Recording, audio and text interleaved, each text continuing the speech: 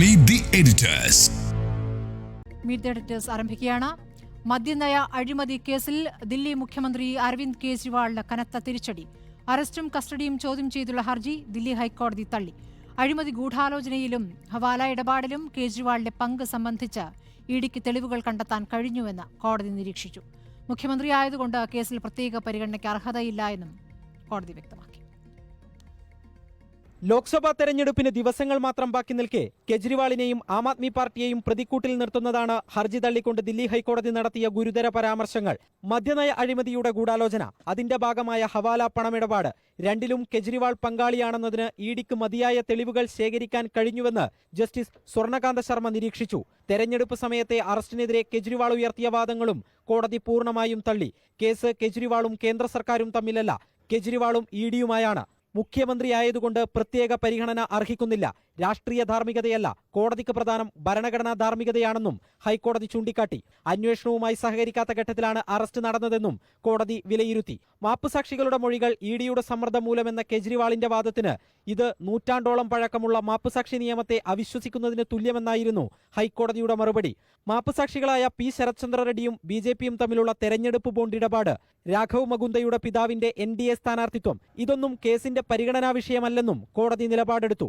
ഹൈക്കോടതി വിധിക്കെതിരെ സുപ്രീം കോടതിയെ സമീപിക്കുകയോ ജാമ്യാപേക്ഷ നൽകുകയോ ആണ് അരവിന്ദ് കെജ്രിവാളിന് മുന്നിലുള്ള നിയമവഴി. വീഡിയോ ജേർണലിസ്റ്റ് അബു താഹിറിനൊപ്പം reporter Sarath K Sasin, reporter Delhi. വിധി പ്രതീക്ഷിച്ചതോ എന്നതാണ് ചോദ്യം.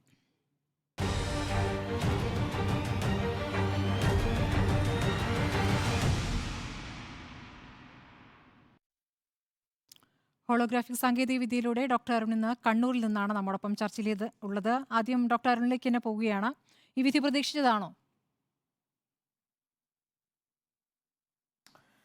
സ്മൃതി, വിധി പ്രതീക്ഷിച്ചത് തന്നെയാണ്. കാരണം prevention of money laundering act 2002 section 70 പ്രകാരം ഒരു കമ്പനി ഏതെങ്കിലും തരത്തിൽ ഈ മണി ലോണ്ടറിങ്ങുമായി ബന്ധപ്പെട്ടൊരു ഒഫൻസ് കമ്മിറ്റ് ചെയ്യുകയാണെങ്കിൽ ആ കമ്മിറ്റ് ചെയ്യുന്ന സമയത്ത് അതുമായി ബന്ധപ്പെട്ട എല്ലാവരും അതിൻ്റെ പരിധിയിൽ ഗിൽറ്റിയായി തന്നെ കണക്കാക്കണം എന്നുള്ളതാണ് ഒരു സ്ട്രിഞ്ചൻ്റ് ആയിട്ടുള്ള പ്രൊവിഷൻസ്. ഇതിൽ നമുക്ക് രണ്ട് രീതിയിൽ നമുക്ക് ആ വിഷയത്തെ സമീപിക്കാം. ഒന്ന്, നിയമപരമായി ലീഗലി ഈ വിഷയത്തിൽ അഭിഷേക് മനു സിംഗ്വി ഉയർത്തിയ വാദങ്ങളുണ്ട്. അതിൽ രണ്ട് പ്രധാനപ്പെട്ട വാദങ്ങൾ വളരെ പ്രധാനപ്പെട്ടതാണ്. അത് ഇനിയും കോടതി പരിഹരിച്ചിട്ടില്ല ആത്യന്തികമായി. നിലവിൽ കോടതി പരിഗണിച്ചിരിക്കുന്നത് ED അറസ്റ്റ് ചെയ്തിരിക്കുന്നത് നിയമവിധേയമായിട്ടാണോ, അപ്രൂവറിനെ സംശയിക്കേണ്ടതുണ്ടോ, 3 തിരഞ്ഞെടുപ്പിൻ്റെ സമയം ആണ്. ഈ അറസ്റ്റിൻ്റെ സമയവും തെരഞ്ഞെടുപ്പിൻ്റെ സമയവും തമ്മിൽ വരുമ്പോൾ അതിൽ ഏതെങ്കിലും തരത്തിൽ ഈ അറസ്റ്റ് ചെയ്യുന്നതിന് തടസ്സമാണോ, 4 ഇതൊരു പൊളിറ്റിക്കൽ ഇഷ്യൂ എന്ന രീതിയിൽ അതിനെ അവതരിപ്പിക്കാൻ കഴിയുമോ തുടങ്ങിയ ചോദ്യങ്ങളാണ് ഇന്ന് പ്രധാനമായിട്ടും ഹൈക്കോടതി കേട്ടത്. ബാക്കി ചോദ്യങ്ങളെല്ലാം റോസ് അവന്യൂ കോടതിയിലാണ് പ്രധാനമായിട്ടും ഉന്നയിച്ചിരുന്നത്. അന്ന് റോസ് അവന്യൂ കോടതിയിൽ ഉന്നയിച്ച പ്രധാനപ്പെട്ട ലീഗലായ ചോദ്യങ്ങൾക്ക് കൃത്യമായ ഉത്തരം ഇനിയും കിട്ടിയിട്ടില്ല. അവിടെയാണ് ഇനി വിചാരണയും ബാക്കിയുള്ള കാര്യങ്ങളുമൊക്കെ നടക്കുക. അപ്പോൾ ഇതിൽ രണ്ട് പ്രധാനപ്പെട്ട നിയമപരമായ പ്രശ്നങ്ങൾ കൂടിയുണ്ട്. നമ്മൾ അതുകൂടി പറഞ്ഞു വേണം പോകാൻ. അതിൽ ആദ്യത്തേത്, ഈ PMLA ആക്ടിൻ്റെ സെക്ഷൻ 70 പ്രകാരം ഒരു കമ്പനി എന്ന നിലയിൽ ആം ആദ്മി പാർട്ടിയുടെ കൺവീനറായ അരവിന്ദ് കെജ്രിവാളിന് ഈ കേസുമായി ബന്ധപ്പെട്ട ഒരു ഇൻഡിവിജ്വലായിട്ടുള്ള ലയബിലിറ്റി വന്നിരിക്കുന്നു എന്നതാണ്. രണ്ടാമത്തത്, ഒരു വികാരിയസ് ലയബിലിറ്റി എന്ന് പറയുന്നത് മുഖ്യമന്ത്രി എന്ന നിലയിൽ ഈ മദ്യനയം രൂപീകരിക്കുന്നതിൽ അദ്ദേഹത്തിൻ്റെ പങ്കാണ്. യഥാർത്ഥത്തിൽ ഒരു പാർട്ടിയെ representation of people's act section 29 പ്രകാരം അസോസിയേഷൻ ഓഫ് ഇൻഡിവിജ്വൽസ് എന്ന് പറയുന്ന ഒരു പാർട്ടിയെ ഈ കമ്പനി ആക്ട് പ്രകാരവും prevention of money laundering act പ്രകാരവും ഒരു കമ്പനിയായിട്ട് കാണാൻ പറ്റുമോ എന്നുള്ളതാണ് ഒരു പ്രധാനപ്പെട്ട നിയമപരമായ പ്രശ്നം. അതിന് റോസ് അവന്യൂ കോടതിയിലാണ് അതിൻ്റെ തീർപ്പ് കൽപ്പിക്കുക. അതിൽ ഇനിയും സാധൂകരണമായിട്ടില്ല. ഒരു ടെക്നിക്കലായിട്ടുള്ള ടേമാണ്. രണ്ടാമത്തത്, ഈ മദ്യനയവുമായി ബന്ധപ്പെട്ട കാര്യത്തിൽ മുഖ്യമന്ത്രി എന്ന നിലയിലുള്ള വികാരിയസ് ലയബിലിറ്റി മാത്രമേ ഉള്ളൂ എന്ന് ആദ്യഘട്ടത്തിൽ പറഞ്ഞ ED പിന്നീട് 4 അപ്രൂവർമാരുടെ മൊഴികളുടെ അടിസ്ഥാനത്തിൽ അദ്ദേഹത്തെ നേരിട്ട് ഇൻഡിവിജ്വൽ ലയബിലിറ്റി ഉണ്ട് എന്ന് വരുത്തി തീർക്കാനായിരുന്നു ശ്രമം. അതിനിപ്പോൾ കോടതി അംഗീകരിച്ചിട്ടുണ്ട്. ഇൻഡിവിജ്വൽ ലയബിലിറ്റി ഉണ്ട്, അപ്രൂവറിൻ്റെ മൊഴികളിൽ അത് പ്രകടമാണ് എന്നാണ് ഹൈക്കോടതി പറഞ്ഞിരിക്കുന്നത്. അതിൻ്റെ അടിസ്ഥാനത്തിൽ അദ്ദേഹത്തിൻ്റെ ഈ അറസ്റ്റ് നിയമപരമായി സാധ്യതയുള്ളതാണ്. രണ്ടാമത്തേത്, തെരഞ്ഞെടുപ്പുമായി നിൽക്കുന്ന സമയത്ത് ഇത് പരിശോധിക്കേണ്ടതില്ല. അവിടെ നേരത്തെ SV രാജു പറഞ്ഞതുപോലെ, അഡീഷണൽ സോളിസിറ്റർ ജനറൽ പറഞ്ഞതുപോലെ, ഒരു ഭീകരവാദി ഒരു ഭീകരാക്രമണം നടത്തുന്നു, അതല്ലെങ്കിൽ ഒരു നാട്ടിൽ ഒരാൾ വലിയ രീതിയിൽ കൊലപാതകം നടത്തുന്നു, തെരഞ്ഞെടുപ്പ് സമയമായതുകൊണ്ട് പ്രത്യേക പരിരക്ഷയുണ്ടോ എന്നുള്ളതാണ്. നിയമപരമായി അങ്ങനെ ഒരു പരിരക്ഷ ആർക്കുമില്ല. ഏതൊരു സാധാരണക്കാരനും മുഖ്യമന്ത്രിയാണെങ്കിലും സ്ഥാനാർത്ഥിയാണെങ്കിലും ആ പരിരക്ഷ ലഭിക്കില്ല. കാരണം പ്രഥമ ദൃഷ്ട്യാ ECIR ഫയൽ ചെയ്യും ചെയ്യുമ്പോൾ അതിൽ ഗിൽറ്റിയായിട്ട് ആരോപിച്ചിട്ടുണ്ടെങ്കിൽ, നമ്മൾ തോമസ് ഐസക്കിൻ്റെ കാര്യത്തിൽ കേസ് പക്ഷേ വ്യത്യസ്തമാണ്. അവിടെ ECIRൽ തോമസ് ഐസക്കിൻ്റെ പേര് ചേർത്തിട്ടില്ല. പക്ഷേ ECIRൽ തോമസ് ഐസക്കിൻ്റെ പേര് ചേർത്തിരുന്നുവെങ്കിൽ തോമസ് ഐസക്കിനും ഇന്ന് ഹൈക്കോടതിയുടെ പരിരക്ഷ കിട്ടില്ല. അതുകൊണ്ടാണ് ED എടുത്ത് പറഞ്ഞത് തോമസ് ഐസക്കിനെ സ്ഥാനാർത്ഥി എന്ന നിലയിൽ ശല്യപ്പെടുത്താൻ പാടില്ല എന്ന് ഉത്തരവ് കൊടുത്തത് ഇതിൻ്റെ പുറത്താണ്. അപ്പോൾ നിയമപരമായി ടെക്നിക്കലായി സാങ്കേതികമായി ചില ചോദ്യങ്ങൾ മുന്നിൽ നിൽക്കുന്നുണ്ട്. മൂന്നാമത്തെ ഒരു പ്രധാനപ്പെട്ട കാര്യം ഈ അപ്രൂവർമാരുമായി ബന്ധപ്പെട്ട വിഷയമാണ്. 4 പ്രധാനപ്പെട്ട അപ്രൂവർമാരുടെ മൊഴികളാണുള്ളത്. ഇന്നിപ്പോൾ കോടതി കണ്ടെത്തിയിരിക്കുന്നതും റോസ് അവന്യൂ കോടതി നേരത്തെ പറഞ്ഞിരിക്കുന്നതും ഈ 4 അപ്രൂവർമാരെയും വിശ്വസിക്കാമോ വിശ്വസിക്കാൻ പാടില്ല എന്നുള്ളതാണ്. ഇതിൽ അരവിന്ദ് കെജ്രിവാളിൻ്റെ അഭിഭാഷകനായ അഭിഷേക് മനു സിംഗ്വി പറയുന്നത് ഇതിൽ 2 അപ്രൂവർമാരെ നമുക്ക് തീരെ വിശ്വസിക്കാൻ കഴിയില്ല. ബാക്കിയുള്ളവർ, അതിലൊന്ന് മനീഷ് സിസോദിയുടെ സെക്രട്ടറിയാണ് C അരവിന്ദ്. അദ്ദേഹം ഈ കേസിൽ ആ രീതിയിലുള്ള മൊഴി നൽകിയിട്ടില്ല. പക്ഷേ അദ്ദേഹം ഒരു അപ്രൂവറാണ്. എന്നാൽ അരവിന്ദ് കെജ്രിവാളിനെതിരെ മൊഴി നൽകിയിരിക്കുന്ന ബാക്കി 3 പേരും ഏതെങ്കിലും തരത്തിൽ ബിസിനസ് താല്പര്യമുള്ളവരോ അവർക്ക് രാഷ്ട്രീയ ബന്ധമുള്ളവരോ ആണ്. ഉദാഹരണത്തിന് YS കോൺഗ്രസിൻ്റെ ഓങ്കോളിലെ MP ആണ് ശ്രീനിവാസലു റെഡ്ഡി. ആ ശ്രീനിവാസ റെഡ്ഡിയാണ് യഥാർത്ഥത്തിൽ പത്രത്തിൽ ഒരു നോട്ടിഫിക്കേഷൻ കണ്ട് ഇങ്ങനെ ഡൽഹിയിൽ സർക്കാർ മദ്യനയത്തിൽ മാറ്റം വരുത്താൻ പോകുന്നു, സ്വകാര്യ നിക്ഷേപം ക്ഷണിക്കുന്നു എന്നത് കണ്ട് കവിതയുമായി ബന്ധപ്പെടുന്നതും കവിത 50 കോടി അവിടെ ആവശ്യപ്പെടുന്നതും അങ്ങനെ ശ്രീനിവാസലു റെഡ്ഡിയുടെ മകനായ മകുണ്ട രാഘവാണ് ഈ പറയുന്ന 25 കോടി രൂപ കവിതയ്ക്ക് നൽകുന്നതും. ആ കവിത ആ 25 കോടി അരുൺ പിള്ള വഴി വിജയ് നായരിലേക്ക് എത്തിച്ചുവെന്നും വിജയ് നായർ എന്ന് പറയുന്നത് അരവിന്ദ് കെജ്രിവാളിൻ്റെ അസോസിയേറ്റ് ആണെന്നുമാണ് അപ്രൂവറിൻ്റെ മൊഴി പ്രകാരം പറയുന്നത്. ഇത് കൂടാതെയാണ് ശരത്ചന്ദ്ര റെഡ്ഡിയും ഈ കേസിലേക്ക് കടന്നു വരുന്നത്, അരബിന്ദോ ഫാർമയുടെ. അപ്പോൾ ഈ അപ്രൂവർമാരെയൊക്കെ വിശ്വസിക്കാമോ എന്നതാണ് അരവിന്ദ് കെജ്രിവാൾ ചോദിച്ച ചോദ്യം. അതിൽ ശരത്ചന്ദ്ര റെഡ്ഡി BJPയുടെ ഇലക്ട്രൽ ബോണ്ട് കൊടുത്തു എന്നുള്ളത് വളരെ പ്രധാനപ്പെട്ട കാര്യം. മാത്രവുമല്ല അരബിന്ദോ ഫാർമയുടെ ഇലക്ട്രൽ ബോണ്ട് കൊടുക്കുന്ന സമയമെന്ന് പറയുന്നത് ഇദ്ദേഹത്തെ ഗിൽറ്റി ആയിട്ട് കാണുകയും ഇദ്ദേഹത്തെ അറസ്റ്റ് ചെയ്യുകയും ജാമ്യം നിഷേധിക്കുകയും ചെയ്ത ഘട്ടത്തിലാണ്. ആ ഘട്ടത്തിലാണ് അപ്രൂവറായി മാറുകയും അരവിന്ദ് കെജ്രിവാളിനെതിരെ മൊഴി കൊടുക്കുകയും ചെയ്തത്. തുടക്കത്തിൽ 25,000-ഓളം രേഖകൾ ഹാജരാക്കിയതിൽ ഒരു പേപ്പറിൽ പോലും അരവിന്ദ് കെജ്രിവാളിനെതിരെ മൊഴിയില്ലാതിരിക്കുമ്പോൾ ജാമ്യം കിട്ടുന്നതിന് തൊട്ട് മുമ്പ് ഈ അപ്രൂവറായിട്ട് മാറാൻ വേണ്ടി അരവിന്ദ് കെജ്രിവാളിൻ്റെ പേര് പറയുന്നത് ഈ ശരത്ചന്ദ്ര റെഡ്ഡിയാണ്. പിന്നീട് ശരത്ചന്ദ്ര റെഡ്ഡി ഇലക്ട്രൽ ബോണ്ട് കൊടുക്കുന്നു, 59 കോടി രൂപയോളം BJPക്ക് കൊടുത്തു എന്നതാണ് അതിഷി അടക്കമുള്ളവർ പറഞ്ഞിരിക്കുന്നത്. അപ്പോൾ യഥാർത്ഥത്തിൽ ഹൈക്കോടതിയുടെ മുന്നിൽ ഈ കേസ് ഇങ്ങനെ തന്നെ അവതരിപ്പിക്കപ്പെടുമെന്ന് നമുക്കറിയാമായിരുന്നു. ആ കേസിൻ്റെ ട്രയൽ നടക്കുന്ന വേളയിൽ തന്നെ ഹൈക്കോടതിക്ക് അഡീഷണൽ സോളിസിറ്റർ ജനറലിൻ്റെ വാദങ്ങളെ മറികടന്നുകൊണ്ട് അറസ്റ്റ് നിയമവിരുദ്ധമെന്ന് പറയണമെങ്കിൽ സെക്ഷൻ 70 എന്ന ക്ലോസ് ഇവിടെ വയലേറ്റ് ചെയ്യപ്പെട്ടു എന്നത് പറയണം. പക്ഷേ സെക്ഷൻ 70ലെ അറസ്റ്റ് നേരത്തെയുള്ള പങ്കജ് ബൻസാൽ കേസുമായി ബന്ധപ്പെട്ട് നടപടിക്രമങ്ങൾ പാലിച്ചിട്ടുള്ളതാണെന്നാണ് ഇന്നിപ്പോൾ കണ്ടെത്തിയിരിക്കുന്നത്. അതുകൊണ്ട് ഇത് പ്രതീക്ഷിച്ച വിധിയാണ്. ഒരു പോയിന്റ് കൂടി പറഞ്ഞ് ഞാൻ അവസാനിപ്പിക്കാം. അതതിൻ്റെ രാഷ്ട്രീയമാണ്. ഇത്രയും ഞാൻ പറഞ്ഞത് ലീഗലാണ്. പൊളിറ്റിക്കലായിട്ട് ഇതെങ്ങനെ ബാധിക്കാൻ പോകുന്നത്? ഇനിയിപ്പോൾ സംഭവിക്കാൻ പോകുന്നത് നോക്കൂ. കഴിഞ്ഞ 21 വർഷങ്ങളിൽ 1142 കേസുകളിൽ കേവലം 25 കേസുകളെ ചാർജ് ഷീറ്റ് ചെയ്യപ്പെട്ടിട്ടുള്ളൂ EDയുടെ കാര്യത്തിൽ. ബാക്കിയുള്ള ആളുകൾ അണ്ടർ ട്രയലിന് സമാനമായ രീതിയിലാണ്. എന്ന് പറഞ്ഞാൽ process is lengthier and the process is punishment. ആ നടപടിക്രമങ്ങൾ തന്നെ ശിക്ഷയായിട്ട് മാറുകയും ഈ തെരഞ്ഞെടുപ്പ് അരവിന്ദ് കെജ്രിവാളിനെ രാഷ്ട്രീയമായി മിസ് ചെയ്യുകയും ചെയ്യും. അങ്ങനെ ജയിലിനുള്ളിൽ കിടന്നുകൊണ്ടായിരിക്കും അരവിന്ദ് കെജ്രിവാൾ ഈ തെരഞ്ഞെടുപ്പിനെ നേരിടാൻ പോകുന്നത്. ഇനി ഈ കസ്റ്റഡി നീട്ടിക്കൊണ്ടേയിരിക്കും. EDക്ക് PMLA ആക്ടിന് സെക്ഷൻ 44 പ്രകാരം സെക്ഷൻ 70 പ്രകാരം ആ അധികാരങ്ങളുണ്ട്. അതുകൊണ്ട് തന്നെ ഒരു കോടതിയും പ്രത്യക്ഷത്തിൽ നേരത്തെ സഞ്ജയ് സിംഗിന് കൊടുത്തതുപോലെ, സഞ്ജയ് സിംഗിന് കൊടുക്കുന്നത് മറ്റൊരു ഘട്ടത്തിലാണ്, പ്രൊസീഡ്സ് ഓഫ് ക്രൈം കണ്ടെത്തിയിട്ടില്ല എന്നുള്ളത് രേഖപ്പെടുത്തേണ്ടി വരുമെന്ന് പറയുന്ന ഘട്ടത്തിൽ മാത്രമാണ് സഞ്ജയ് സിംഗിന് ജാമ്യം അനുവദിച്ചിരിക്കുന്നത്. എന്തായാലും അരവിന്ദ് കെജ്രിവാളിൻ്റെ കാര്യത്തിൽ ഈ തെരഞ്ഞെടുപ്പ് അരവിന്ദ് കെജ്രിവാളിൻ്റെ പൊളിറ്റിക്കൽ മിസ്സാണ് എന്ന കാര്യത്തിൽ സംശയമില്ല. ശരി, നമുക്ക് ബാക്കിയുള്ളവരുടെ അഭിപ്രായം പറയാം ഇടവേളയ്ക്ക് ശേഷം. വിധി പ്രതീക്ഷിച്ചതോ എന്ന ചർച്ച തുടരുകയാണ്. ഉണ്ണി ബാലകൃഷ്ണൻ. തീർച്ചയായിട്ടും ഇത് പ്രതീക്ഷിച്ച വിധി തന്നെയാണ്. ഇന്നിപ്പോൾ കെജ്രിവാൾ ജാമ്യം നേടി പുറത്തു വരുമെന്ന് ആരും തന്നെ പ്രതീക്ഷിച്ചിട്ടുണ്ടാവില്ല. എന്നെ സംബന്ധിച്ചിടത്തോളം എനിക്ക് അങ്ങനെ വലിയ കാര്യമായൊരു നിയമപരിജ്ഞാനമില്ലെങ്കിലും ഈ വിധി പ്രസ്താവവുമായി ബന്ധപ്പെട്ട് ഒരു ലേമാൻ്റെ സംശയങ്ങളുണ്ട്.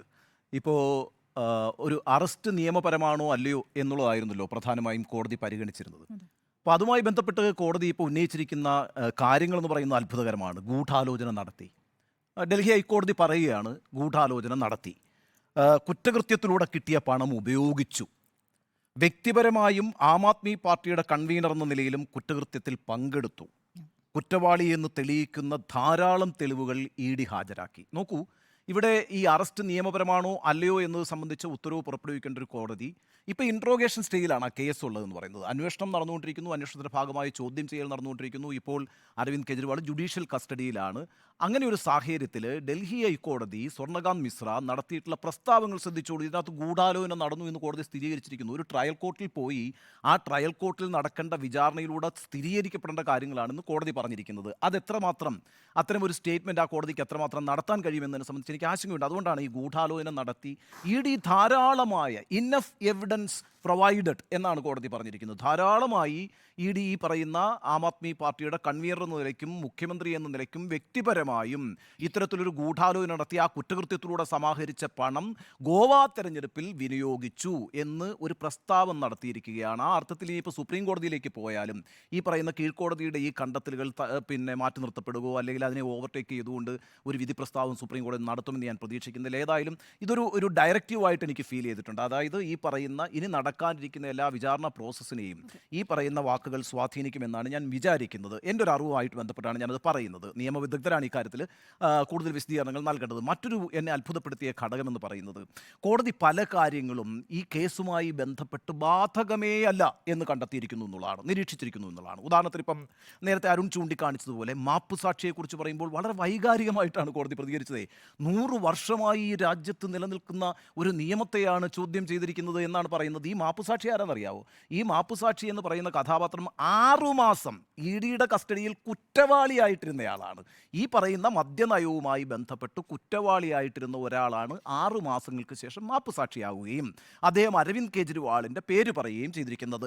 അദ്ദേഹത്തിൻ്റെ മൊഴിയാണ് ഈ കേസിൽ ഏറ്റവും പ്രധാനപ്പെട്ട തെളിവായി ഹാജരാക്കപ്പെടുന്നത് അരവിന്ദ് കെജ്രിവാളിനെതിരായിട്ട്. അപ്പോൾ സ്വാഭാവികമായിട്ടും അത്തരത്തിലുള്ളൊരു അപ്രൂവറിനെ ക്വസ്റ്റ്യൻ ചെയ്യുമ്പോൾ ആ സാഹചര്യം കോടതി പരിഗണിക്കപ്പെടേണ്ടതില്ലേ എന്നാണ് എൻ്റെ ചോദ്യം. രണ്ടാമത്തെ ചോദ്യം ഇലക്ട്രൽ ബോണ്ടുമായി ബന്ധപ്പെട്ടൊരു കാര്യമാണ്. ഈ ഇലക്ട്രൽ ബോണ്ട് എന്ന് പറയുന്നത് അൺകോൺസ്റ്റിറ്റ്യൂഷണൽ ആണ് എന്ന് സുപ്രീം കോടതി കണ്ടെത്തിയിരിക്കുന്നു.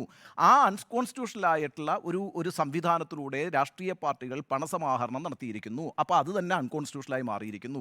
ഇനി അത് ഈ പണസമാഹരണം നടത്തുന്ന കാലഘട്ടത്തിൽ അത് അൺകോൺസ്റ്റിറ്റ്യൂഷണൽ അല്ലാതിരിക്കാം. പക്ഷേ ഈ ഇലക്ട്രൽ ബോണ്ട് കൊടുത്ത ആളുകളെല്ലാം തന്നെ ഏതെങ്കിലുമൊക്കെ കേസുകളിൽ പ്രതികളായിരിക്കുന്നു എന്നുള്ളതും അല്ലെങ്കിൽ ഏതെങ്കിലും തരത്തിലുള്ള ആരോപണങ്ങൾ നേരിട്ടുകൊണ്ടിരിക്കുന്നവരാണെന്നുള്ളതും ഈ പ്രധാനപ്പെട്ട സാക്ഷി അപ്രൂവറായി മാറിയ സാക്ഷി അത്തരത്തിൽ ഇലക്ട്രൽ ബോണ്ട് നൽകിയിട്ടുള്ള ഒരാളാണെന്നുള്ളതും സാഹചര്യപരമായി കണക്കിലെടുക്കേണ്ടതില്ലേ? എനിക്ക് മനസ്സിലാകാത്ത കാര്യം അതാണ്. അപ്പോൾ ഇതൊന്നും ഈ പറയുന്ന എക്സ്റ്റേണൽ ഇഷ്യൂസ് ഒന്നും ഒരു വിഷയത്തിൽ ബാധകമല്ല എന്നുകൂടി സ്വർണ്ണകാന്ത് മിശ്ര ഇന്നിപ്പം പറഞ്ഞിട്ടുണ്ട്. അതുപോലെ തന്നെ തെരഞ്ഞെടുപ്പ് കാലത്ത് നടക്കുന്ന അറസ്റ്റിനെ കുറിച്ചും നോക്കൂ. ഇപ്പോൾ 2019 സുപ്രീം കോടതി ഒരു വിധി പ്രസ്താവം നടത്തിയല്ലോ അയോധ്യയായിട്ട് ബന്ധപ്പെട്ട്. ആ അയോധ്യയുമായി ബന്ധപ്പെട്ട് നടത്തിയ വിധി പ്രസ്താവത്തിൽ എവിടെയെങ്കിലും ഖണ്ഡിതമായി അവിടെ രാമക്ഷേത്രമുണ്ടായിരുന്നു തെളിയിക്കപ്പെട്ടിട്ടില്ല, ഒരു രേഖയുമില്ല. എന്നിട്ട് പോലും കോടതി എന്താണ് പറഞ്ഞത്? ഈ രാജ്യത്ത് നിലനിൽക്കുന്ന ഒരു പൊതുവിശ്വാസത്തെ, ഭൂരിപക്ഷത്തിൻ്റെ വിശ്വാസത്തെ കണക്കിലെടുത്തുകൊണ്ട് ഈ പ്രശ്നത്തിനുള്ള എന്നേക്കുമായ പരിഹാരം എന്ന നിലയ്ക്കാണ് അവിടെ ഈ പറയുന്ന ക്ഷേത്രം നിർമ്മിക്കാനുള്ള അനുമതി കൊടുത്തത്. അങ്ങനെയാണ് ഞാനതിനെ മനസ്സിലാക്കുന്നത്. അപ്പോൾ ആ ഒരു സാഹചര്യത്തിൽ, അതായത് രാജ്യത്ത് നിലനിൽക്കുന്ന ഒരു ഭൂരിപക്ഷ പൊതുവിശ്വാസത്തെ അടിസ്ഥാനപ്പെടുത്തിക്കൊണ്ട് രാജ്യത്തിൻ്റെ പരമോന്നത കോടതി ഒരു എക്സ്റ്റേണൽ ആയിട്ടുള്ള ഒരു ഫാക്ടർ കണക്കിലെടുത്തുകൊണ്ട് ഒരു വലിയ പ്രശ്നം പരിഹരിച്ചിരിക്കുന്നതിൻ്റെ ഒരു പ്രസിഡന്റ് നമുക്ക് മുമ്പിലുള്ളപ്പോഴാണ് യഥാർത്ഥത്തിൽ നമ്മുടെ സമൂഹവുമായി ബന്ധപ്പെട്ട് നിൽക്കുന്ന 2-3 വലിയ പ്രശ്നങ്ങൾ. ഒന്ന് ഈ പറയുന്ന ഇലക്ട്രൽ ബോണ്ട്. ആ ഇലക്ട്രൽ ബോണ്ടിലൂടെ സംഭാവന നൽകി സ്വാധീനിക്കുന്ന വ്യവസായികൾ. ആ വ്യവസായികളിൽ തന്നെ ഒരാൾ ഈ പറയുന്ന ഭരണപക്ഷത്തിന് എതിർ നിൽക്കുന്ന പ്രതിപക്ഷത്തെ ഒരു പ്രധാനപ്പെട്ട നേതാവിനെ, ഒരു മുഖ്യമന്ത്രിയെ മാപ്പുസാക്ഷിയാകി മാറാൻ വേണ്ടിയിട്ട് ഒറ്റുകൊടുക്കുന്ന രീതി, ഇതൊന്നും തന്നെ കണക്കിലെടുക്കാതെ ഇതെല്ലാം പുറത്തുള്ള ഘടകങ്ങളാണെന്നും കേസിൻ്റെ മെറിറ്റിൽ ഭരണഘടനാ ധാർമ്മികത എന്ന് പറയുന്നത് ഈ ഭരണഘടനയെ മാത്രം നോക്കിക്കൊണ്ട് രൂപപ്പെടുന്നൊരു ധാർമ്മികതയല്ല. അതിനൊരു സാമൂഹിക ഉത്തരവാദിത്വമുണ്ട്, ഒരു സോഷ്യൽ റെസ്പോൺസിബിലിറ്റി ഉണ്ട്. അപ്പോൾ ആ സോഷ്യൽ റെസ്പോൺസിബിലിറ്റിയും കൃത്യമായും പാലിക്കേണ്ട ഒരു ന്യായ സംവിധാനത്തിനകത്ത് അതൊന്നും ഒരു ഘടകമേ അല്ല എന്ന് പറയുന്നതിൻ്റെ ഔചിത്യവും എനിക്ക് ബോധ്യപ്പെട്ടിട്ടില്ല. ഇനി ഈ പറഞ്ഞ കോടതിയുടെ ഒരു നിരീക്ഷണമുണ്ടല്ലോ, ഗോവ തിരഞ്ഞെടുപ്പിന് വേണ്ടി പണം ചിലവഴിച്ചിട്ടുണ്ട് എന്നാണ് പറഞ്ഞിരിക്കുന്നത്. അതായത് അരവിന്ദ് കെജ്രിവാൾ വീട്ടിലേക്ക് ഈ പൈസ എടുത്തുകൊണ്ട് പോയിട്ടില്ല, അതീഷി കൊണ്ടുപോയിട്ടില്ല, അങ്ങനെ ആരെങ്കിലും ഈ പൈസ എടുത്തിട്ട് വീട്ടിലേക്ക് കൊണ്ടുപോയതായിട്ട് ഒരു ആരോപണം നേരിടുന്നില്ല. അപ്പോൾ ഗോവ തെരഞ്ഞെടുപ്പിന് വേണ്ടി ചിലവഴിച്ചു. അപ്പോൾ അത് ഗോവ തെരഞ്ഞെടുപ്പിലേക്കുള്ള പണസമാഹരണം എങ്ങനെയാണ് നടത്തിയത്? പണസമാഹരണം നടത്തിയത് മദ്യനയത്തിൽ വിട്ടുവീഴ്ച ചെയ്തുകൊണ്ട് ചില സ്വകാര്യ വ്യക്തികൾക്കോ സ്ഥാപനങ്ങൾക്കോ ലാഭമുണ്ടാക്കാനായിട്ടുള്ള ഒരു മാർഗം തുറന്നു കൊടുക്കുകയും അതിനായിട്ട് കിക്ക് ബാക്കായിട്ട് 100 കോടി രൂപ സമാഹരിക്കുകയും ചെയ്തു എന്നുള്ളതാണ് എന്നുള്ളതാണല്ലോ ആരോപണം. ഈ ഇലക്ട്രൽ ബോണ്ട് എന്തായിരുന്നു? ഈ ഇലക്ട്രൽ ബോണ്ടിൽ ഏറ്റവും കൂടുതൽ പണം സമാഹരിച്ചിരിക്കുന്ന പാർട്ടി ആരാണ്? ആ പാർട്ടി BJP ആണ്. ഏതാണ്ട് 6060 കോടി രൂപയാണ് ഇവർ സമാഹരിച്ചിരിക്കുന്നത്. ഏതാണ്ട് 47.5% ആകെ ഇലക്ട്രൽ ബോണ്ടിൻ്റെ 50% പണം പോയിരിക്കുന്നത് BJPക്കാണ്. BJP ആണ് കേന്ദ്രം ഭരിച്ചുകൊണ്ടിരിക്കുന്നത്. അതിൽ തന്നെ ഈ പണം നൽകിയ മേഘ എഞ്ചിനീയറിംഗ്, ആ മേഘ എഞ്ചിനീയറിംഗിന് ഈ പറയുന്ന താനെ ബോരേവല്ലി എന്ന് പറയുന്ന ട്വിൻ ടണലിൻ്റെ പ്രോജക്റ്റാണ് കൊടുത്തിരിക്കുന്നത്. 14,400 കോടി രൂപയാണ് ആ പ്രോജക്റ്റ് എന്ന് പറയുന്നത്. മേഘ എഞ്ചിനീയറിംഗിൻ്റെ മാത്രമല്ല, വേദാന്തയുടെ കാര്യത്തിൽ ഒരുപാട് നമ്മൾ ചർച്ച ചെയ്തിട്ടുണ്ട്. ഞാൻ അതിൻ്റെ വിശദാംശങ്ങളിലേക്കൊന്നും പോകുന്നില്ല. പക്ഷേ ഈ പറയുന്ന ഹിന്ദുവിൻ്റെ കണക്ക് പ്രകാരം 335 കോടി രൂപയാണ് 30ഓളം കമ്പനികൾ BJPക്ക് സംഭാവന ചെയ്തിരിക്കുന്നത്. നമുക്കത് ഒരു ചെറിയ തുകയാണെന്ന് പറയാം, അവർക്ക് കിട്ടിയ വലിയ തുകയുമായി കാൽക്കുലേറ്റ് ചെയ്യുമ്പോൾ. പക്ഷേ ഈ 30ഓളം കമ്പനികളുടെ പ്രത്യേകത എന്താണെന്നറിയോ? അവരെല്ലാം ED കേസിലും IT കേസിലും ബന്ധപ്പെട്ട ആളുകളാണ്. അപ്പോൾ രാജ്യം ഭരിക്കുന്ന പാർട്ടി ഏതാണ്ട് 6060 കോടി രൂപ ഇലക്ട്രൽ ബോണ്ട്, അതായത് തെരഞ്ഞെടുപ്പ് ബോണ്ട്, തെരഞ്ഞെടുപ്പ് കടപ്പത്രം എന്ന് തന്നെയാണ് അതിൻ്റെ മലയാളം. ഇവിടെ ഇപ്പോൾ ഗോവ തെരഞ്ഞെടുപ്പിലേക്ക് ഈ വാങ്ങിച്ച പൈസ ചിലവാക്കി, അതിൻ്റെ പ്രചാരണത്തിൽ ചിലവാക്കി എന്ന് പറയുമ്പം ഈ തെരഞ്ഞെടുപ്പ് ബോണ്ടിലൂടെ തെരഞ്ഞെടുപ്പ് ചെലവുകൾ മീറ്റ് ചെയ്യാൻ വേണ്ടി BJP സമാഹരിച്ചിരിക്കുന്ന 6060 കോടി രൂപയിൽ ഭൂരിഭാഗം പണവും നൽകിയിരിക്കുന്നത് വിവിധ കേസുകളിൽപ്പെട്ടവരായിരിക്കുകയും അതുപോലെ തന്നെ അവർക്ക് വലിയ കോടിക്കണക്കിന്, ആയിരക്കണക്കിന് കോടി രൂപയുടെ പ്രോജക്റ്റുകൾ നൽകുകയും ചെയ്തിരിക്കുമ്പോൾ 100 കോടി രൂപയാണ് ഗോവ തെരഞ്ഞെടുപ്പിലേക്ക് ഇവരിത് വാങ്ങി ചെലവഴിച്ചിരിക്കുന്നതെന്ന് പറയുന്നത്. ഞാൻ അതിനെ ന്യായീകരിക്കല്ല. ഇപ്പുറത്തൊരു വലിയ മല നിൽക്കുകയാണ്, ഒരു പർവ്വതം നിൽക്കുകയാണ്. ആ പർവ്വതം എന്ന് പറയുന്നതാണ് വലിയ അഴിമതി. ആ അഴിമതി നിൽക്കുമ്പോഴാണ് ഈ പറയുന്ന യാതൊരു എക്സ്റ്റേണൽ ഫാക്ടേഴ്സും കണക്കാക്കാൻ തയ്യാറല്ല എന്ന് കോടതി പറയുന്നത്. അതായത് ഈ പറയുന്ന പിന്നെ എന്താ പറയുക, രണ്ട് കണ്ണും കാണാത്തവൻ ഒരു കണ്ണ് കാണുന്നവനെ കുറ്റം പറയുന്നു എന്നുള്ള ആ മട്ടിലൊക്കെ നമ്മുടെ നാട്ടിലൊരു ചൊല്ലുണ്ടല്ലോ. അതുപോലെ ഈ പറയുന്ന വലിയ അഴിമതി നടത്തിക്കൊണ്ടിരിക്കുന്ന, തെരഞ്ഞെടുപ്പിൻ്റെ പേരിൽ വലിയ അഴിമതി നടത്തിക്കൊണ്ടിരിക്കുന്ന ഒരു പാർട്ടിയാണ് പിന്നെ BJP എന്ന കാര്യം വ്യക്തമായിട്ടുണ്ട് ഈ പറയുന്ന ഇലക്ട്രൽ ബോണ്ടിലൂടെ. അവിടെയാണ് ഈ പറയുന്ന അരവിന്ദ് കെജ്രിവാളിൻ്റെ കാര്യത്തിനകത്ത്, അല്ലെങ്കിൽ അവരുടെ പാർട്ടി ഈ പൈസ വാങ്ങിയിട്ട് തെരഞ്ഞെടുപ്പിൽ ചെലവഴിച്ചു എന്ന് പറഞ്ഞൊരു കേസ് കണ്ടെത്തി അയാളെ ജയിലിലാക്കുന്നത് എന്നുള്ളൊരു കൗതുകരമായ കാര്യമുണ്ട്. എന്തായാലും ഈ പറയുന്ന ഇന്നത്തെ കോടതി വിധി എന്ന് പറയുന്നത് ഒട്ടും തന്നെ പ്രതീക്ഷ തരുന്നൊരു കാര്യമല്ല എന്നാണ് ആദ്യം എൻ്റെ അഭിപ്രായം. ശരി, നികേഷ് കുമാർ. ഈ കെജ്രിവാളിൻ്റെ അറസ്റ്റ് റിമാൻഡ് അപ്പീൽ ചെയ്തുകൊണ്ടുള്ള ദില്ലി ഹൈക്കോടതി വിധിയാണ് നമ്മളിപ്പോൾ ചർച്ച ചെയ്യുന്നത്. അതിനകത്ത് നേരത്തെ ശ്രീ ഉണ്ണി ബാലകൃഷ്ണൻ ചൂണ്ടിക്കാണിച്ചതുപോലെ തന്നെ ഒരു അന്തിമ വിധി എഴുതുന്നത് പോലെയാണ് ദില്ലി ഹൈക്കോടതി ഈ വിധി എഴുതിയിരിക്കുന്നത്. Material collected by ED reveals that Kejriwal conspired and was involved in formulation of excise policy and used proceeds of crime എന്ന് എഴുതി വച്ചിരിക്കുകയാണ്. അപ്പോൾ അങ്ങനെ എഴുതി വെച്ച സ്ഥിതിക്ക് ഇനിയിപ്പോൾ കീഴ്ക്കോടതിയിൽ ഇതുമായി ബന്ധപ്പെട്ടൊരു വിചാരണയിൽ എന്തെങ്കിലും പ്രതീക്ഷ വേണ്ട. ഈ വിധിയിൽ ഇനിയിപ്പോൾ സ്വാഭാവികമായിട്ടും സുപ്രീം കോടതിയിൽ അപ്പീൽ പോകുമല്ലോ. ആ അപ്പീലിൽ ഈ പറയുന്ന വിധിന്യായത്തിൽ ഏതെങ്കിലും തരത്തിൽ മാറ്റം വരുത്തിയാൽ കെജ്രിവാൾ രക്ഷപ്പെട്ടു. അവിടെയാണ് നമ്മൾ കപിൽ സിബൽ പറഞ്ഞ കാര്യം ശ്രദ്ധിക്കേണ്ടത്. കപിൽ സിബൽ സുപ്രീം കോടതി പറഞ്ഞത് കീഴ്ക്കോടതിയിലേക്ക് വിടല്ലേ, ഇവിടെ തന്നെ എന്നെ കേട്ട് ഈ കേസ് തള്ളിക്കോളൂ എന്നാണ്. അപ്പോൾ ജസ്റ്റിസ് ഖന്ന കീഴ്ക്കോടതിയിലേക്ക് വിട്ടു. അപ്പോൾ കപിൽ സിബൽ പറയുന്നൊരു കാര്യമുണ്ട്, ചരിത്രം കോടതിയെ പരാമർശിക്കുമ്പോൾ ഈ കാലഘട്ടം സുവർണ ലിപികളിലല്ല രേഖപ്പെടുത്തുക എന്ന്. അതിലെല്ലാം ഉണ്ട്. അത് കൂടുതൽ നമ്മളിപ്പോൾ കോടതിയെ വിമർശിക്കേണ്ട കാര്യമില്ല. ഇവിടെ ജനറൽ ഇലക്ഷൻ സമയത്താണ് അഭിഷേക് മനു സിംഗ്വി വാദിച്ച ഏറ്റവും പ്രധാനപ്പെട്ട കാര്യം എന്ന് പറയുന്നത് ഒരു പൊതു തെരഞ്ഞെടുപ്പ് സമയത്താണ് അറസ്റ്റ് എന്നാണ്.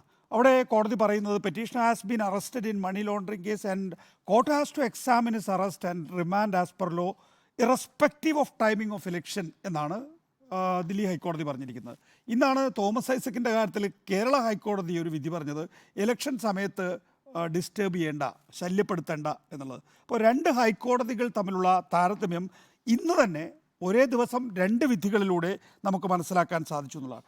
അതിനകത്ത് മനു അഭിഷേക് സിംഗ്വി പറഞ്ഞിട്ടുള്ളത് കെജ്രിവാളിൻ്റെ അറസ്റ്റ് ഈ മാപ്പുസാക്ഷികൾ നൽകിയ മൊഴിയുടെ അടിസ്ഥാനത്തിലാണ്. മാത്രമല്ല ഈ നേരത്തെ ഉണ്ണി ചൂണ്ടിക്കാണിച്ചതുപോലെ തന്നെ ഈ കുറ്റാരോപിതരായി ജയിലിൽ കിടന്നവരെ മോചിപ്പിക്കാമെന്ന വാഗ്ദാനത്തിൻ്റെ പുറത്ത് അവർ ഇലക്ട്രൽ ബോണ്ട് നൽകിയതിൻ്റെ അടിസ്ഥാനത്തിൽ, ഇലക്ട്രൽ ബോണ്ട് എന്ന് പറയുന്നത് ഒരു കേട്ടുകേഴ്വിയൊന്നുമല്ല, election commission election commission reveal ചെയ്തിട്ടുള്ള ഡാറ്റ പ്രകാരം 55 കോടിയാണ് ഉണ്ണി നേരത്തെ പരാമർശിച്ച ശരത് ചന്ദ്ര റെഡ്ഡി BJP എന്ന പാർട്ടിക്ക് കൊടുത്തിട്ടുള്ളത് എന്നുള്ളതാണ്. പിന്നെ മറ്റൊരാൾക്ക് ഇതേപോലെ ആരോപണ വിധേയനായ മറ്റൊരാൾക്ക് BJP ഇലക്ഷനിൽ മത്സരിക്കാനുള്ള ടിക്കറ്റും കൊടുത്തു. അങ്ങനെയാണ് ഈ കേസിൽ അരവിന്ദ് കെജ്രിവാളിൻ്റെ പേരിൽ ആക്ഷേപം വന്നിട്ടുള്ളത് എന്നുള്ളതാണ്. അപ്പോൾ കോടതി എന്താ അതിനകത്ത് പറയുന്നത്? അതിനകത്തും ആ വാദത്തിനും കോടതിയുടെ മറുപടിയുണ്ട്. who gives tickets for contesting election or who purchases electoral bonds is not the concern of the court എന്നാണ്. വളരെ കൃത്യമാണ്. ആരോപണം വരുന്നു, കോടതി പറയുന്നു ഇതൊന്നുമല്ല ഞങ്ങളുടെ കാര്യം കേസാണ്. ശരിയാണ്, കേസാണ് ആവേണ്ടത്. പക്ഷേ അവിടെ ഇലക്ട്രൽ ബോണ്ടും കൊടുത്തിട്ടുണ്ട്, അതുപോലെ തന്നെ ടിക്കറ്റും കൊടുത്തിട്ടുണ്ട് എന്നുള്ളതിൻ്റെ സ്ഥിരീകരണമായിരിക്കുന്നു ഈ വാചകങ്ങളിലൂടെ. പിന്നെ കെജ്രിവാളിൻ്റെ റോൾ എന്താണ് എന്നുള്ളതാണ് ആത്യന്തികമായ ചോദ്യം. അക്കാര്യത്തിലൊരു റോള് വ്യക്തമാക്കാൻ കോടതിക്കും കഴിഞ്ഞിട്ടില്ല, രാജുവിനും കഴിഞ്ഞിട്ടില്ല എന്നുള്ളതാണ്. അതിനകത്ത് രാജുവിൻ്റെ വാദം എന്താണ്? Court forget his role is not required to be looked at. എന്താണ് നോക്കേണ്ടതെന്ന് വെച്ചാൽ he was responsible for the affairs of the company bar party. എന്ന് വെച്ചാൽ 70 പ്രകാരമാണ് കേസെടുത്തിരിക്കുന്നത്. 70 പ്രകാരം കേസെടുക്കുന്നത് സാധാരണഗതിയിൽ കമ്പനികൾക്കെതിരെയാണ്. ഇവിടെ ഒരു പാർട്ടിക്കെതിരെ കേസെടുത്തിരിക്കുന്നു.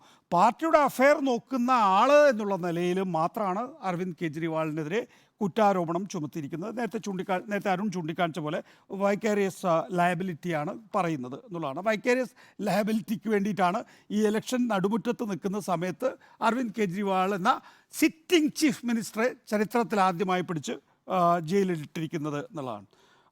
ഈ പ്രൊസീഡ്സ് ഓഫ് ക്രൈം റിക്കവർ ചെയ്തിട്ടില്ല എന്നും മണി ട്രെയിൽ കണ്ടെത്താൻ കഴിഞ്ഞിട്ടില്ല എന്നുള്ള വാദം അവിടെ നിൽക്കുന്നു എന്നുള്ളത് നമ്മൾ കണ്ടു കഴിഞ്ഞിട്ടുള്ളതാണ്. ഇനിയിപ്പോൾ എന്താ പ്രധാനപ്പെട്ട വിഷയം എന്ന് പറയുന്നത്? അതാണ് നമ്മൾ നേരത്തെ സൂചിപ്പിച്ചിട്ടുള്ളത്. ഈ ചന്ദാദേ ദന്താലേ എന്ന് പറയുന്ന ഒരു ടേം കോയിൻ ചെയ്തിരിക്കുന്നത് കോൺഗ്രസ് പാർട്ടിയാണ്. നിങ്ങൾ ഞങ്ങൾക്ക് സംഭാവന തരിക, ഞങ്ങൾ നിങ്ങൾക്ക് പ്രൊജക്റ്റുകൾ തരും എന്നുള്ളതാണ്. ഇവിടെ ഈ സമീപ ദിവസങ്ങളിൽ തെളിയിക്കപ്പെട്ടിട്ടുള്ളതാണ് എന്താണ്? നേരത്തെ ചൂണ്ടിക്കാണിച്ച പോലെ തന്നെ 1698 കോടി രൂപ BJPക്ക് നൽകിയ കമ്പനികൾ സർക്കാർ ഏജൻസികളുടെ റെയ്ഡ് നടന്ന കമ്പനികളാണ്. 1698 കോടി രൂപയാണെന്ന് ആലോചിക്കണം. ഇനി അതുമാത്രമല്ല, EDയിൽ നിക്ഷിപ്തമായിട്ടുള്ള കർത്തവ്യം എന്ന് പറയുന്നത് EDയുടെയും CBIയുടെയും നടപടികൾ വേഗത്തിലാക്കാൻ വേണ്ടി നിർദ്ദേശിക്കുക മാത്രമല്ല, ഈ പറയുന്ന എൻഫോഴ്സ്മെൻറ്റ് ഏജൻസികൾക്ക് BJP കൊടുത്തിട്ടുള്ള ടാസ്കുകൾ വളരെ പ്രധാനപ്പെട്ടതാണ്. ഒന്ന്, ഈ പറയുന്ന ബിസിനസ് സംരംഭങ്ങളെ അല്ലെങ്കിൽ വലിയ കോർപ്പറേറ്റുകളെ സമ്മർദ്ദം ചെലുത്തി റെയ്ഡ് നടത്തി അവർക്ക് നരകതുല്യമായിട്ടുള്ള ഒരു അനുഭവം സമ്മാനിച്ചുകൊണ്ട് BJPക്ക് ഫണ്ട് ഡൊണേറ്റ് ചെയ്യിപ്പിക്കുക. 2, രാഷ്ട്രീയ പാർട്ടികളുടെ ബാങ്ക് അക്കൗണ്ടുകൾ ഫ്രീസ് ചെയ്യിപ്പിക്കുക. 3, രാഷ്ട്രീയ നേതാക്കളെ BJPയിലേക്ക് എത്തിക്കുക. 4, ഫണ്ടിൻ്റെ മൂവ്മെൻറ്റ്, അതായത് പ്രതിപക്ഷ പാർട്ടികൾ ഫണ്ട് ഏതെങ്കിലും തരത്തിൽ സമാഹരിച്ചിട്ടുണ്ടെങ്കിൽ ആ മൂവ്മെൻറ്റ് സീസ് ചെയ്യുക. ഇതാദ്യമായിട്ടാണ് ഇലക്ഷൻ കമ്മീഷൻ EDയെ എൻഗേജ് ചെയ്യുന്നത്. അതായത് പണത്തിൻ്റെ ഉപയോഗം, ഈ സൗജന്യങ്ങൾ നൽകുന്നത്, ഈ മദ്യ അടക്കമുള്ള സൗജന്യങ്ങൾ നൽകുന്നതൊക്കെ തന്നെയും തടയാൻ വേണ്ടി എൻഫോഴ്സ്മെൻറ്റ് അതോറിറ്റിയായി EDയാണ് ഇപ്പോൾ ഇലക്ഷൻ കമ്മീഷൻ ചുമതലപ്പെടുത്തിയിരിക്കുന്നത്. EDയുടെ അധികാരങ്ങൾ ഓരോ ദിവസം കഴിയുന്തോറും വളർന്നുകൊണ്ടിരിക്കുകയാണ്. നമ്മൾ പല നേതാക്കന്മാരുടെയും കാര്യത്തിനകത്ത് കണ്ടിട്ടുള്ളതാണ്. പ്രതിപക്ഷത്ത് നിന്ന് ഭരണപക്ഷത്തേക്ക് പോയിട്ടുള്ള പല ഘട്ടങ്ങളിലും നമ്മൾ ആ പേരുകൾ ഉപയോഗിച്ചിട്ടുള്ളതാണ്. എങ്കിൽ പോലും ആ പേരുകൾ ഓർക്കുന്ന സമയത്ത് നോക്കൂ, ഇവരെയൊക്കെയാണല്ലോ നമ്മൾ അഴിമതിയുടെ ബിംബങ്ങൾ എന്ന് ഒരു കാലഘട്ടത്തിൽ വിമർശിച്ചിരുന്നത് എന്ന് ആലോചിക്കുകയും ഇപ്പോൾ അവരുടെ പേരുകൾ പത്രത്താളുകളിൽ നമ്മൾ കാണാതിരിക്കുകയും ചെയ്യുമ്പോൾ സ്വാഭാവിക അത്ഭുതം വേണം. ഹിമന്ത ബിശ്വ ശർമ്മ, അശോക് ചവാൻ, സുവേന്ദു അധികാരി, നാരായൺ റാണെ, അമരീന്ദർ സിംഗ്, ദിഗംബർ കാമത്ത്, പ്രേമ ഖണ്ഡു, അജിത് പവാർ, ഛഗൻ ഭുജ്ബൽ, ഭാവന ഗാവ്ലി, ഇവരൊക്കെ തന്നെ ഇന്ന് BJPയിലാണ്. പ്രഫുൽ പട്ടേൽ, ഇവരൊക്കെ തന്നെയും ഒരു കാലഘട്ടത്തിൽ അഴിമതിയുടെ കൂടാരങ്ങളായി നമ്മൾ വിലയിരുത്തിയിട്ടുള്ളതാണ്. അവരെക്കുറിച്ചൊന്നും ഇപ്പോൾ ഒരു പത്രത്താളിലും ടെലിവിഷൻ ഫുട്ടേജിലും നമ്മൾ കാണുന്നില്ല എന്നുള്ളത്. മായാവതിയുടെ കാര്യത്തിൽ പറഞ്ഞു കഴിഞ്ഞാൽ മായാവതി BJPയിൽ പോയില്ല എന്ന് മാത്രമേ ഉള്ളൂ. പക്ഷേ വോട്ട് സ്പ്ലിറ്റ് ചെയ്യുന്നതുകൊണ്ട് മായാവതിയുടെ കേസും നമ്മളിപ്പോൾ കേൾക്കുന്നില്ല എന്നുള്ളത്. നായിഡു, ഗൗഡ 2 എണ്ണം അവിടെ എത്തിയിട്ടുണ്ട്. ഏതായാലും BJPയോടൊപ്പം നിൽക്കുന്ന കാലഘട്ടത്തിൽ അവർക്കെതിരായിട്ടുള്ള കേസുകൾ മുന്നോട്ട് പോകില്ല എന്ന് നമ്മൾ മനസ്സിലായിട്ടില്ല. ഏതായാലും 2019 നരേന്ദ്രമോദി സർക്കാർ രണ്ടാമത് അധികാരത്തിൽ വന്നപ്പോൾ അമിത്ഷാ ആഭ്യന്തരമന്ത്രിയായി അദ്ദേഹം ആദ്യം ചെയ്ത കാര്യം എന്ന് പറയുന്നത് അന്വേഷണ ഏജൻസികളെ രാഷ്ട്രീയ എതിരാളികളെ ഇല്ലാതാക്കുന്നതിന് വേണ്ടി ഉപയോഗിക്കുന്നു എന്നുള്ളതാണ്. അതിനാണ് സെക്ഷൻ 45 ഭേദഗതി ചെയ്ത് സമൻ ചെയ്യാനും അറസ്റ്റ് ചെയ്യാനും റെയ്ഡ് നടത്താനും പ്രോപ്പർട്ടി അറ്റാച്ച് ചെയ്യാനും അധികാരം നൽകി EDയെ ശക്തിപ്പെടുത്തിയിട്ടുള്ളത്. നിരപരാധിയാണ്, ഇന്നത്തെ സാഹചര്യം ഇതാണ്, നിരപരാധിയാണ് എന്ന് തെളിയിക്കേണ്ട ബാധ്യത ആരോപണ വിധേയൻ്റെതായി മാറിക്കഴിഞ്ഞിരിക്കുന്നു. അതുവരെ അരവിന്ദ് കെജ്രിവാൾ, മനീഷ് സിസോദിയ ജയിലിൽ കിടക്കും എന്ന് ഉറപ്പുവരുത്തിയിട്ടുണ്ട്. അതുപോലെ നിരവധി നേതാക്കൾ ജയിലിൽ കിടക്കുമെന്ന് ഉറപ്പുവരുത്തിയിട്ടുണ്ട്. ആരോപണം പൂർണ്ണമായും വ്യാജമാണെങ്കിലും കേസുകൾ നീട്ടി ജയിലിലെത്തിക്കുക ആണ് നേരത്തെ ഡോക്ടർ അരുൺ ചൂണ്ടിക്കാണിച്ചിട്ടുള്ളത്. വളരെ പ്രധാനപ്പെട്ട ഒരു കണക്കാണത്. ആവർത്തിച്ച് പറഞ്ഞില്ലെങ്കിൽ അത് തെറ്റായിരിക്കും. 2005 എൻഫോഴ്സ്മെൻറ്റ് ഡയറക്ടറേറ്റ് വരുമ്പോൾ ഇ ഡി വരുമ്പോൾ 2005 മുതൽ 2023 വരെ അരുൺ ചൂണ്ടിക്കാണിച്ചതുപോലെ തന്നെ ഇതുവരെ 5906 കേസുകളാണ് ആകെയുള്ളത്. നോക്കൂ, 2005 നമുക്ക് ഓർമ്മയുണ്ടോ ആ കാലഘട്ടം എപ്പോഴാണ്? അത്രയും ദൂരെയുള്ള ഒരു കാലഘട്ടമാണത്. 5906 അവിടെ 25 കേസുകൾ മാത്രമാണ് ഇതുവരെ ഡിസ്പോസ് ചെയ്തിട്ടുള്ളത്.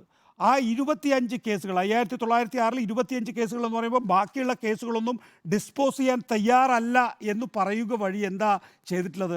രാഷ്ട്രീയ എതിരാളികളെ തുടർച്ചയായി പീഡിപ്പിച്ചുകൊണ്ടിരിക്കുക, അവരെ തുടർച്ചയായി അവർക്ക് ആ പാർട്ടിയിൽ നിന്നുകൊണ്ട് രാഷ്ട്രീയ പ്രവർത്തനം നടത്താൻ കഴിയില്ല എന്നുള്ള ഒരു സാഹചര്യം ഉണ്ടാക്കുക. അങ്ങനെ ഒരു സാഹചര്യം ഉണ്ടാക്കി അവരെ BJPയിലേക്ക് എത്തിക്കുക എന്നുള്ളതാണ്. 121 പ്രമുഖ രാഷ്ട്രീയക്കാർ 2014 മുതൽ 2022 വരെ അതിൽ 115 പേരും പ്രതിപക്ഷത്തു നിന്നുള്ളതാണ് എന്ന് നമ്മൾ കാണേണ്ടതാണ് എന്നുള്ളതാണ്. 2004 മുതൽ 2014 വരെ ആകെ 112 സെർച്ചുകളാണ് നടന്നിട്ടുള്ളതെങ്കിൽ അത് 26 ഇരട്ടിയായി ഉയർന്നു. 2014-2022 കാലഘട്ടത്തിൽ 2974 എന്നുള്ളതാണ് പ്രധാനപ്പെട്ട കാര്യം. അപ്പോൾ രാഷ്ട്രീയ എതിരാളികളെ ഇല്ലായ്മ ചെയ്യാനുള്ള ഒരു ആയുധമായി ED മാറ്റിക്കഴിഞ്ഞിരിക്കുന്നു. അതിൻ്റെ ഫലം എന്നുള്ള നിലയിലാണ് ഇപ്പോൾ അരവിന്ദ് കെജ്രിവാൾ. ഞാൻ ഇങ്ങനെ അവസാനിപ്പിക്കാം.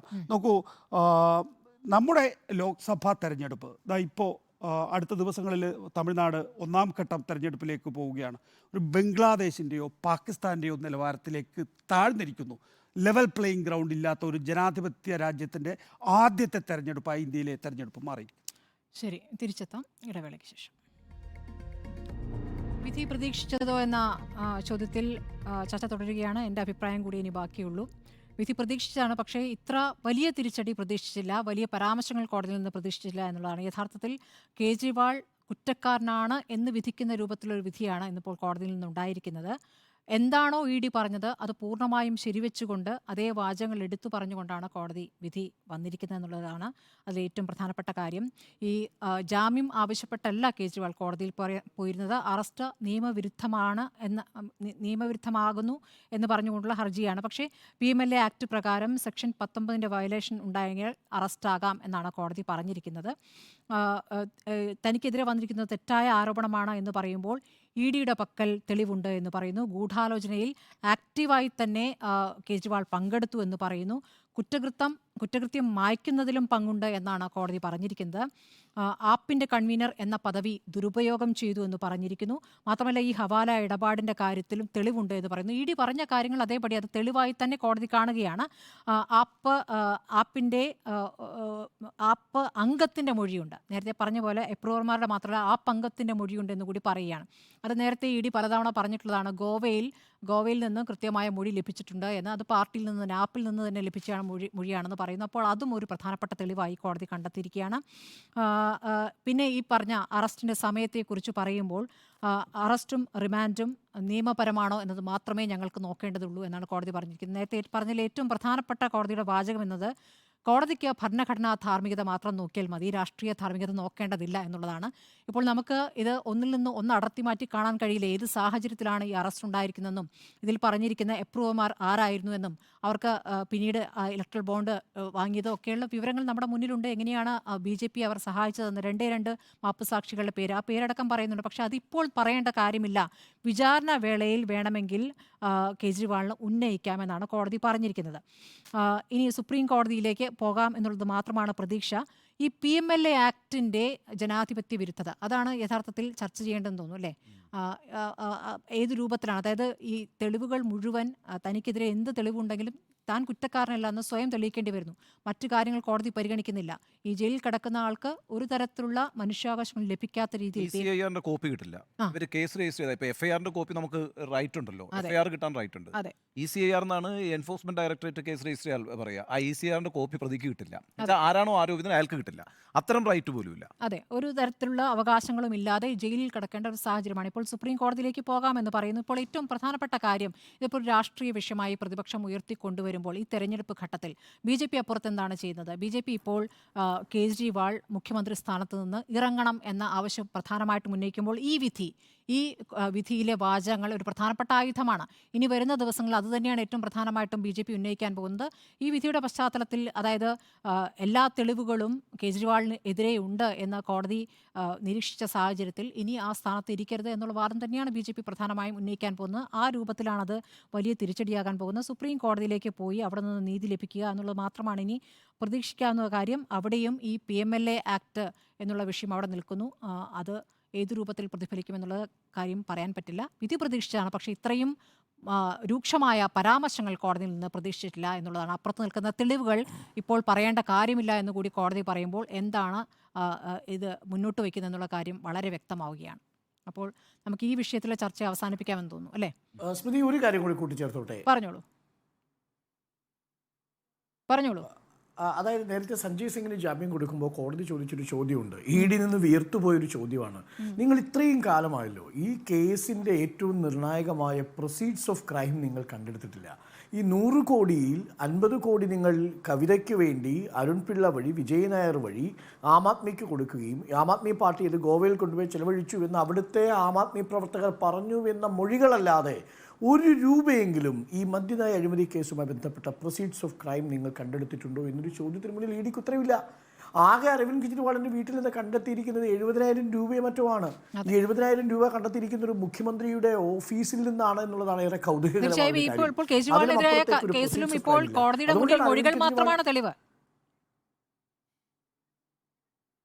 മൊഴികൾ മാത്രമാണ്. അതാണ് PMLA ആക്ട്. അതാണ് ഈ ജൂലൈയിൽ ഇനി സുപ്രീം കോടതി പരിശോധിക്കാൻ പോകുന്നത്. സുപ്രീം കോടതി, ഞാൻ മനസ്സിലാക്കുന്ന പ്രകാരം സുപ്രീം കോടതി PMLA ആക്ടിൻ്റെ ഈ ഭരണഘടനാ ധാർമ്മികതയുടെ വിരുദ്ധത ചോദ്യം ചെയ്യപ്പെടും. കാരണം ബാക്കി എല്ലാ നിയമങ്ങളിലും നമ്മളുടെ ജൂറിസ്പ്രുഡൻസിലും you are innocent until proved guilty, നിങ്ങൾ കുറ്റക്കാരനാണെന്ന് വിധിക്കുന്നത് വരെ നിങ്ങൾ നിരപരാധിയാണ്. പക്ഷേ നിങ്ങൾ എൻഫോഴ്സ്മെന്റ് ഡയറക്ടറേറ്റിൻ്റെ കേസ് വന്നാൽ നിങ്ങൾ you are guilty until you are proved innocence എന്നുള്ളതാണ്. നിരപരാധി എന്ന് കണ്ടെത്തുന്നത് വരെ നിങ്ങൾ അപരാധിയാണ് എന്ന് പറയുന്നത് ഇന്ത്യയിലെ ജൂറിസ്പ്രുഡൻസിൻ്റെ ഫിലോസഫിക്ക് നിരക്കാത്തതാണ്. അതാണ് PMLA ആക്ടിൽ 2018 കൂട്ടിച്ചേർത്തിരിക്കുന്നത്. അതുകൊണ്ട് മാത്രമാണ് മനീഷ് സിസോദിയും അരവിന്ദ് കെജ്രിവാളും ഇന്ന് ജയിലിൽ കിടക്കുന്നത്. അതല്ലെങ്കിൽ അവർ ഇന്ന് പുറത്തുണ്ടാകുമായിരുന്നു. അതുകൊണ്ടാണ് ED ആ അർത്ഥത്തിൽ ഒരു മനുഷ്യാവകാശ വിരുദ്ധമായ, ജനാധിപത്യ വിരുദ്ധമായ ഒരു ടൂളായി മാറുന്നത്. തീർച്ചയായും മരം കാണുന്നു, കാട് കാണുന്നില്ല കോടതി എന്നുള്ളതാണ്. നമുക്ക് അങ്ങനെ പറഞ്ഞ് അവസാനിപ്പിക്കാം. അല്ല, അതിനകത്ത് വേറെ കാര്യം കൂടി ഉണ്ട് കേട്ടോ. ഇപ്പോൾ ഇതിനകത്ത് നമ്മളിപ്പോൾ ഇതിനകത്ത് എത്ര ചർച്ച ചെയ്താലും അടിസ്ഥാനപരമായി എന്താ പ്രശ്നം? അടുത്തൊരു 2-3 മാസത്തേക്ക് അരവിന്ദ് കെജ്രിവാൾ സ്വതന്ത്രനാകില്ല എന്നുള്ളതാണ്. അത് മാത്രമല്ല, അപ്പോൾ അപ്പോഴത്തേക്ക് ഈ ലോക്സഭാ തെരഞ്ഞെടുപ്പൊക്കെ കഴിയും. അതൊരു പ്രധാനപ്പെട്ട വിഷയം. ഇനി അത് മാത്രമല്ല, നമ്മളിപ്പോൾ ഒരു അർബൻ, സെമി അർബൻ മേഖലകളിലൊക്കെ നമുക്ക് ഇതിൻ്റെ സംശയങ്ങൾ ഉയർത്തി ചർച്ചകളൊക്കെ നടത്താം. ഇപ്പോൾ നഗരപ്രദേശങ്ങളിൽ, ഒരു അർദ്ധനഗര പ്രദേശങ്ങളിലൊക്കെ അല്പം വിദ്യാഭ്യാസമൊക്കെ ഉള്ള ആളുകൾക്ക്, അല്ലെങ്കിൽ ഇടത്തരക്കാരായിട്ടുള്ള ആളുകൾക്ക് ഈ കാര്യങ്ങളൊക്കെ ഒന്ന് ചർച്ച ചെയ്ത് ഒരു ആശങ്ക, ഈ നടക്കുന്ന കാര്യങ്ങൾ ശരിയാണോ എന്നൊരു ആശങ്കയൊക്കെ ഒരുപക്ഷെ രേഖപ്പെടുത്തിയിരിക്കും. പക്ഷേ ഇന്ന് പോലും പ്രധാനമന്ത്രി സംസാരിച്ചിരിക്കുന്നത് എന്താണെന്നറിയാമോ? എൻ്റെ ഭരണത്തിന് കീഴിൽ എല്ലാ അഴിമതിക്കാരും ഇനി അസ്വസ്ഥരാകണം, അവരെ എല്ലാം നമ്മൾ ജയിലിലടയ്ക്കാൻ പോവുകയാണെന്ന് പറഞ്ഞിട്ടൊരു ശക്തമായ പ്രചരണം കൊണ്ടുവന്നിരിക്കുകയാണ് നരേന്ദ്രമോദി. അപ്പോൾ എന്താ പ്രശ്നം? ഇപ്പോൾ അഴിമതി വിരുദ്ധ പ്രസ്ഥാനത്തിൻ്റെ ഒരു ഐക്കൺ എന്നുള്ള നിലയ്ക്കാണല്ലോ അരവിന്ദ് കെജ്രിവാളിനെ പൊതുവേ ആളുകൾ കാണുന്നത്.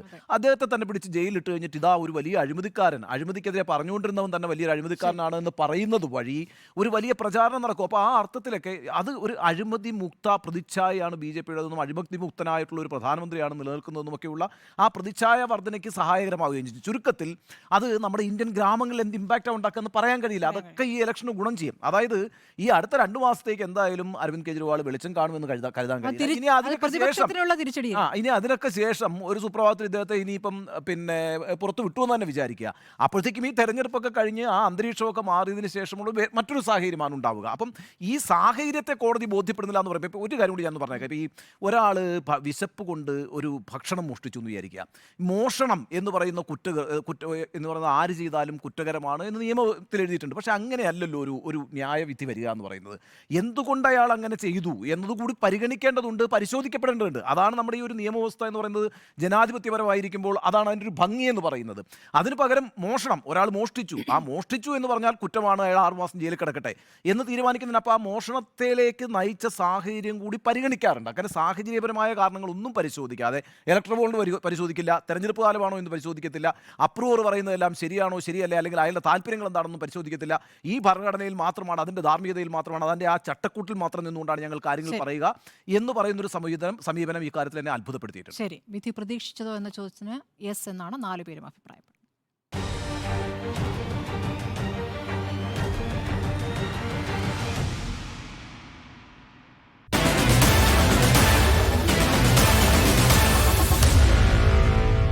Meet the editors.